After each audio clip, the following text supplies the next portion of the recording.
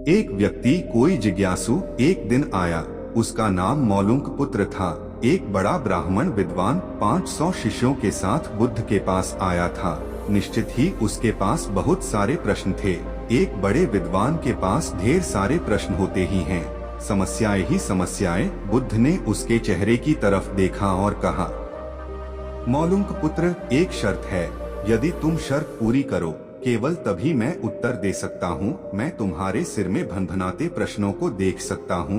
1 वर्ष तक प्रतीक्षा करो, ध्यान करो, मौन रहो। जब तुम्हारे भीतर का शोरगुल समाप्त हो जाए, जब तुम्हारी भी की बातचीत रुक जाए, तब तुम कुछ भी पूछना और मैं उत्तर दूंगा। यह मैं वचन देता हूँ। मौलुंक पुत्र कुछ चिंतित हुआ। 1 वर्ष केवल मौन रहना और तब यह व्यक्ति उत्तर देगा, और कौन जाने कि वे उत्तर सही भी हैं या नहीं। तो हो सकता है 1 वर्ष बिल्कुल ही बेकार जाए। इसके उत्तर बिल्कुल व्यर्थ भी हो सकते हैं। क्या करना चाहिए? वह दुविधा में पड़ गया। वह थोड़ा झिझक भी रहा था। ऐसी शर्त मानने में इसमें खतरा था। और तभी बुद्ध का एक दूसरा शिष्य सारिपुत्र जोर से हंसने लगा। वह वहीं पास में ही बैठा था, एकदम खिलखिलाकर हंसने लगा। मौलुंक पुत्र और भी परेशान हो गया। उसने कहा, बात क्या है? तुम क्यों हंस रहे हो? सारिपुत्र ने कहा, इनकी मत सुनना, ये बहुत धोखेबाज हैं। इन्होंने मुझे भी धोखा दिया। जब मैं आया था, तुम्हारे तो केवल 500 शिष्य हैं, तेरे 5000 थे। मैं बड़ा ब्राह्मण था, देश भी में मेरी ख्याति थी।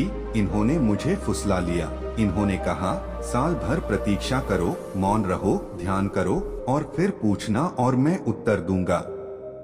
और साल भर बाद कोई प्रश्न ही नहीं बचा, तो मैंने कभी कुछ पूछा ही नहीं और इन्होंने कोई उत्तर दिया ही नहीं।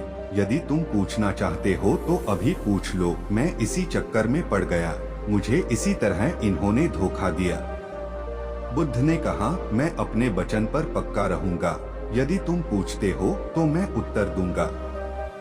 यदि तुम पूछो ही नहीं तो मैं क्या कर सकता हूँ? 1 वर्ष बीता। मौलुंक पुत्र ध्यान में उतर गया और मौन होता गया। भीतर की बातचीत समाप्त हो गई। भीतर का कोलाहल रुक गया। वह बिल्कुल भूल गया कि कब 1 वर्ष बीत गया। कौन फिक्र करता है? जब प्रश्न ही न रहे तो कौन उत्तरों की फिक्र करता है? एक दिन अचानक बुद्ध ने पूछा, यह वर्ष का अंतिम दिन है। इसी दिन तुम 1 वर्ष पहले यहाँ आए थे और मैंने तुम्हें वचन दिया था कि 1 वर्ष बाद तुम जो पूछोगे मैं उत्तर दूंगा। मैं उत्तर देने को तैयार हूँ। अब तुम प्रश्न पूछो। मौलुंक पुत्र हंसने लगा और उसने कहा, आपने मुझे भी धोखा दिया। वह सारिपुत्र ठीक कहता था। अब कोई प्रश्न ही पूछने के लिए नहीं रहा, तो मैं क्या पूछूं? मेरे पास पूछने के लिए कुछ भी नहीं है। असल में यदि तुम सत्य नहीं हो तो समस्याएं होती हैं और प्रश्न होते हैं। वे तुम्हारे झूठ से पैदा होते हैं। तुम्हारे स्वप्न, तुम्हारी नींद से वे पैदा होते हैं। जब तुम सत्य, प्रामाणिक, मौन, समग्र होता हो, वे तिरोहित हो जाते हैं। मेरी समझ ऐसी है कि मन की एक अवस्था है जहाँ केवल प्रश्न होते हैं और मन की एक अवस्था है जहाँ केवल उत्तर होते हैं और वे कभी साथ साथ नहीं होते। यदि तुम अभी भी पूछ रहे हो तो तुम उत्तर नहीं ग्रहण कर सकते। मैं उत्तर दे सकता हूँ लेकिन तुम उसे ले नहीं सकते। यदि तुम्हारे भीतर प्रश्न उठने बंद हो गए हैं तो मुझे उत्तर देने की कोई जरूरत नहीं है। तुम्हें उत्तर मिल जाता है। किसी प्रश्न का उत्तर नहीं दिया जा सकता है। मन की एक ऐसी अवस्था उपलब्ध करनी होती है जहाँ कोई प्रश्न नहीं उठते। मन की प्रश्नरहित अवस्था ही एकमात्र उत्तर है। यही तो ध्यान की पूरी प्रक्रिया है। प्रश्नों को गिरा देना, भीतर चलती बातचीत को गिरा देना। जब भीतर की बातचीत रुक जाती है तो ऐसा असीम मौन छा जाता है।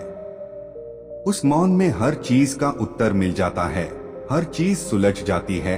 शाब्दिक रूप से नहीं, अस्तित्वगत रूप में सुलझ जाती है। कहीं कोई समस्या नहीं रह जाती है। अगर कहानी आपको पसंद आई है तो लाइक एंड सब्सक्राइब जरूर करें।